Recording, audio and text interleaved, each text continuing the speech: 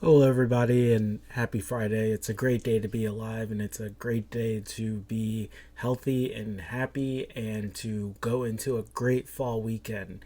So, cheers to that. So today I really want to talk about this new piece that I put up today.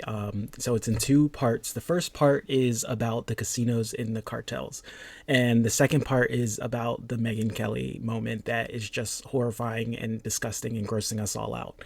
But first, I want to get into the Mexican cartels and the casinos and the recent news coming out of Mexico.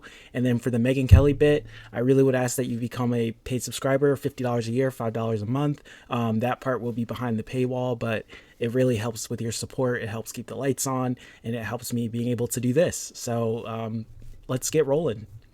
So the news that's coming out of Mexico is really interesting. The U.S. just sanctioned 13 Mexican casinos for laundering money for the Sinaloa cartel and other cartels as well. But this isn't just about crime. It's really a story about empire collapse and how the cartels became Mexico's shadow government with America's help. The sanctioned casinos were operating across cartel heavy states, legal on the surface, laundering billions of dollars beneath. The US isn't just raiding drug labs anymore, it's weaponizing the global finance system. And for you guys who are my financial brains, you could explain better than me about how the global finance system is built on the US dollar. And the dollarization of the global finance system happened when the US essentially killed the gold standard. So now we have the dollar as fiat currency where you don't have to back dollars in gold anymore.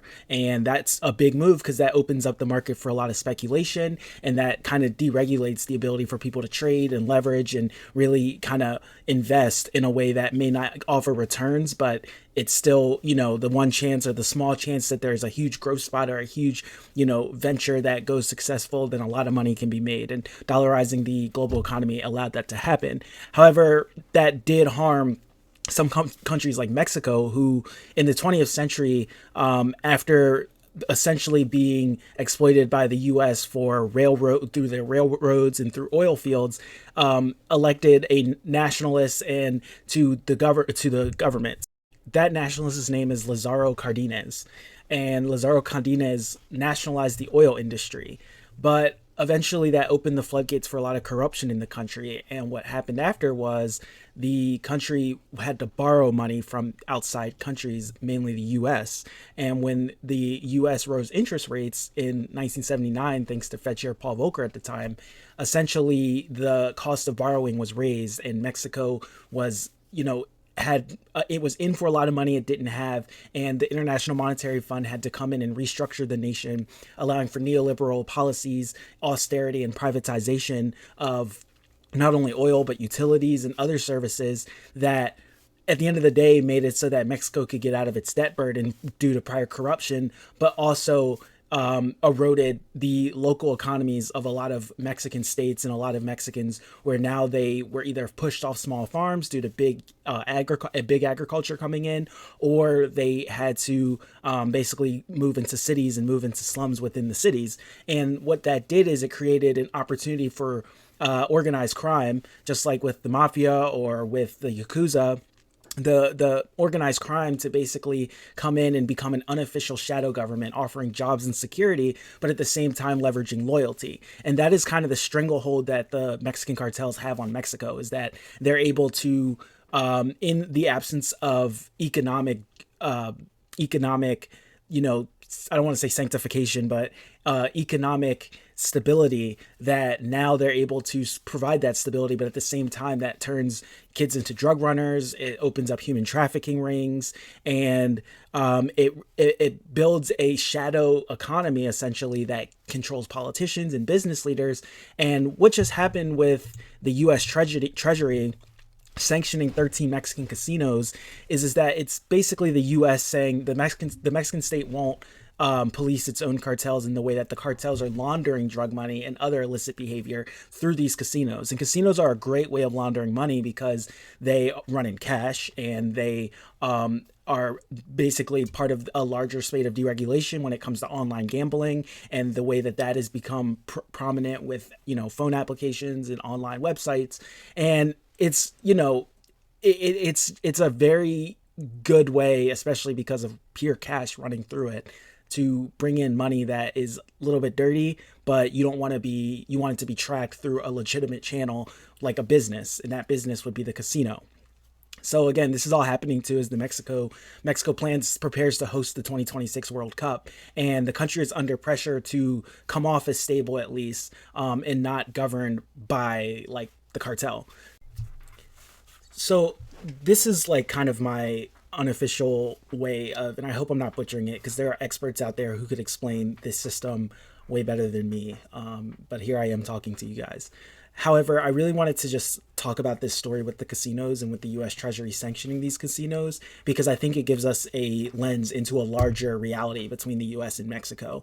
And when you hear politicians or political pundits talk about the border and use terminology like the border's open and those kind of things, I think it kind of neutralizes our understanding of the larger system at play here, which is that Mexico has a dependency, an economic dependency on the U.S. essentially, based on IMF restructuring the International Monetary Fund, and based on the North American Free Trade Agreement, and based on the way that Mexico gives the U.S. labor and raw materials, but in return it evaporates or disrupts local Mexican economies. For then the cartel is able to come in and exploit, and the cartel becomes the shadow government, the shadow employer, and the state itself is no longer able to enforce the laws on the books for when the cartels act up, because the cartels are basically, if you have a crime boss's son that gets arrested, then the cartel can call up a paramilitary force to come free that son, and that paramilitary force can rival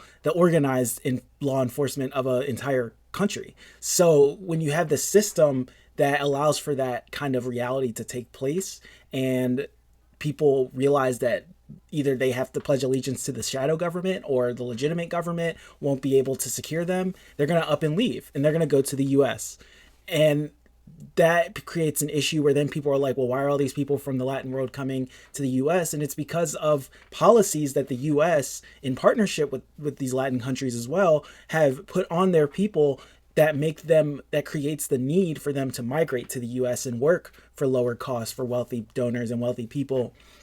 And then you have middle America, quote unquote, angry that they feel like their jobs are being taken, but they're ready to put draconian measures on people fleeing a problematic situation in their home countries because they feel like those people are taking something from them. And that is all built from the demagoguery of political leaders, sadly. And they're not all political leaders. There's a lot of political leaders who are trying to speak clearly about the problem at the border and immigration and the nuance that comes with the immigration policies and the immigration reality. But then you do have a whole other set who are bound and determined to just demagogue the issue and use simplistic terms and make people exploit their fear of the unknown or their predilection to otherize people in order to build political capital for themselves. So this story about the U.S. Treasury and sanctioning these Mexican casinos are a great little case study into the larger system at play. And I think that we're not obviously going to get any answers today. This is going to be an ongoing thing.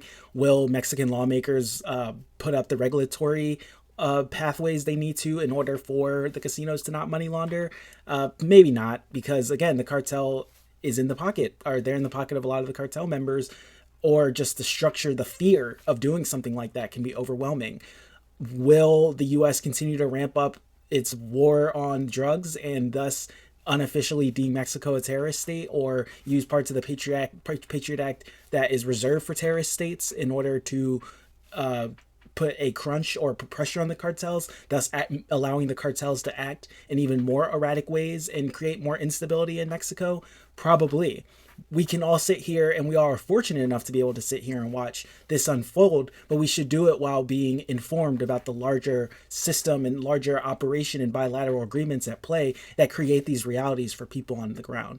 And we can't just put it into simple language like open borders and personal responsibility, because that's unfair and it's not necessarily the smartest way of looking at this. We need to have a more nuanced understanding of these factors, because it harms people when we don't. And us here in America, we have the privilege of being able to look at the world in a way where we can influence it. But if we don't educate ourselves on the world, then we influence it in a negative way.